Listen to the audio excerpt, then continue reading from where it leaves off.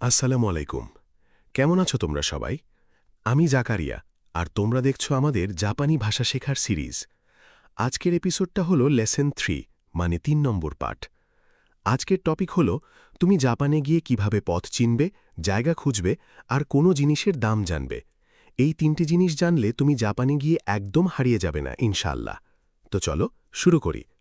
প্রথমে বলো আমার সাথে, গত লেসনে কি শিখেছিলে মনে আছে? আমরা শিখেছিলাম করে, সোরে আর আরে। এই 3টে দিয়ে আমরা জিনিস দেখাই।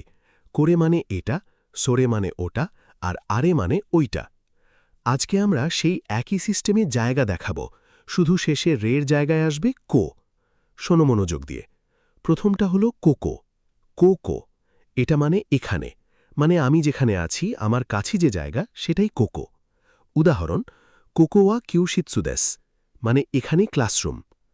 এখন বলো আমার সাথে একসাথে, কোকো। আবার বলো, কোকো। চমৎকার।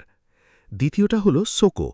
সো কো, এটা মানে সেখানে, মানে তুমি যেখানে আছো তোমার কাছে যে জায়গা সেটাই সোকো। উদাহরণ, সোকোয়া দোকোদেস্কা, মানে সেটা কোন জায়গা। তৃতীয়টা হলো আসোকো। আ সো কো, এটা মানে ওখানে, মানে আমাদের দুজনের থেকেই অনেকটা দূরে যে জায়গা সেটাই আসোকো। উদাহরণ, আসোকোয়া শিনবুন সাদেশ, মানে ওখানে সংবাদপত্র অফিস। এখন মনে রাখার একটা সহজ টিপস বলি। মনে করো 3টে বৃত্ত আঁকা। একটা তোমার একদম সামনে, সেটা কোকো, একটু দূরে সেটা সোকো, আর একদম দূরে সেটা আসোকো। আর কোনো অজানা জায়গার কথা জিজ্ঞেস করতে চাইলে বলো দোকো, মানে কোথায়। এখন একটু ভিআইপি জাপানি শেখার পালা, মানে ভদ্র জাপানি। জাপানিরা অফিসে বা বড়দের সাথে কথা বলার সময় একটু বেশি ভদ্রভাবে কথা বলে। তখন তারা কোকো, সোকো, আসোকো না বলে বলে কোচিরা, সোচিরা, আচিরা। মানেটা একই, শুধু সুর একটু নরম, একটু ভদ্র। যেমন বাংলায় তুমি বন্ধুকে বলো, আরে কোথায়, আর বাবাকে বলো, বাবার কোথায় আছেন। দোকোয়ের ভদ্রবর্ষণটা হল দোচিরা। উদাহরণ, কেউ যদি তোমাকে অফিসে জিজ্ঞেস করে রিসেপশন কোথায়, তুমি বলবে উকেৎসুকেওয়া দোচিরা দেস্কা। মনে থাকবে তো?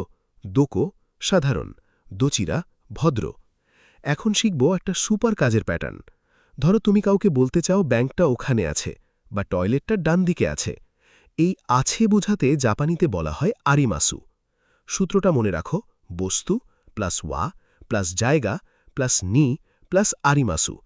এখানে নি শব্দটা খুব গুরুত্বপূর্ণ। এটা জায়গার সাথে বসে।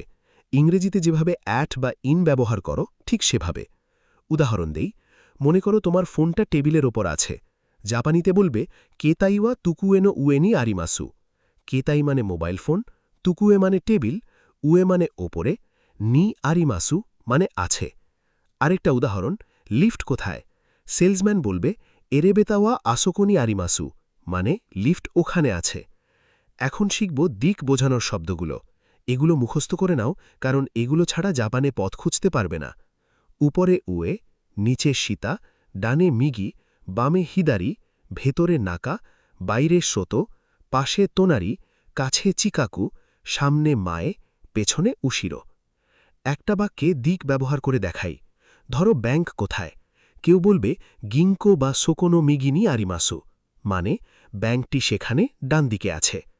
এখানে নো শব্দটা দেখো, এটা মানে এর। সোকোনো মিগি মানে সেখানের ডান দিক। জাপানে শপিং মলে গেলে তোমাকে ফ্লোর নম্বর জানতে হবে।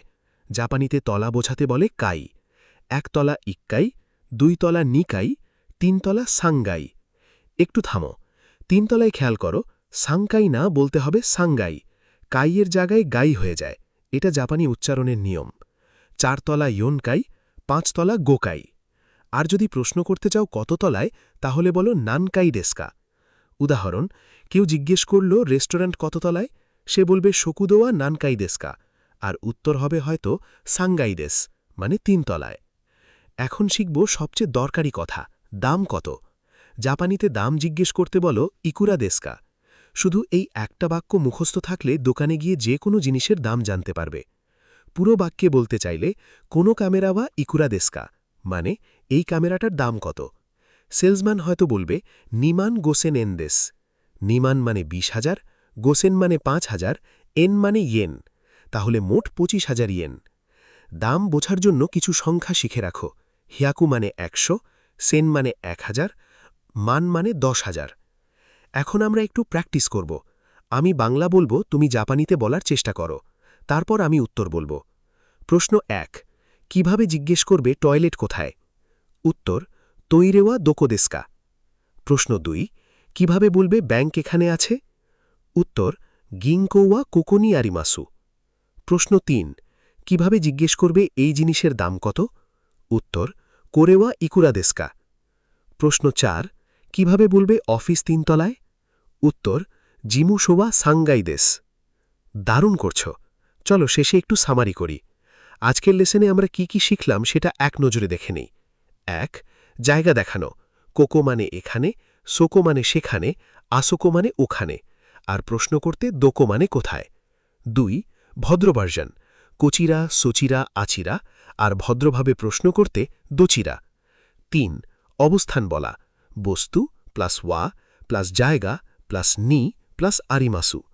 ৪, দিকের শব্দ। উয়ে, সীতা, মিগি, হিদারি, নাকা, সোতো, তোনারি, মায়ে, উশিরো। ৫, ফ্লোর নম্বর। ইক্কাই, নিকাই, সাংগাই। প্রশ্ন, নানকাই দেস্কা। ৬, দাম জিজ্ঞেস করা। ইকুরা দেস্কা। তোমরা সত্যি দারুণ। আজকের লেসনে অনেক কিছু শিখলে। এই শব্দগুলো বারবার বলো, আয়নার সামনে প্র্যাকটিস করো, বাড়ির আশেপাশের জিনিস দেখিয়ে জাপানিতে বলো। মনে রেখো, ভাষা শেখা মানে শুধু পরীক্ষার জন্য না, ভাষা শেখা মানে একটা নতুন দুনিয়া খুলে যাওয়া। আর জাপানি ভাষা শিখলে একটা অনেক সুন্দর, অনেক ভিন্ন সংস্কৃতির দুনিয়া তোমার সামনে খুলে যাবে। পরবর্তী লেসনে আমরা শিখব সময়ের কথা। ঘড়ি দেখা, কখন কি হয় সেটা জাপানিতে কিভাবে বলে, সেটা নিয়ে আসছি খুব শিগগিরই।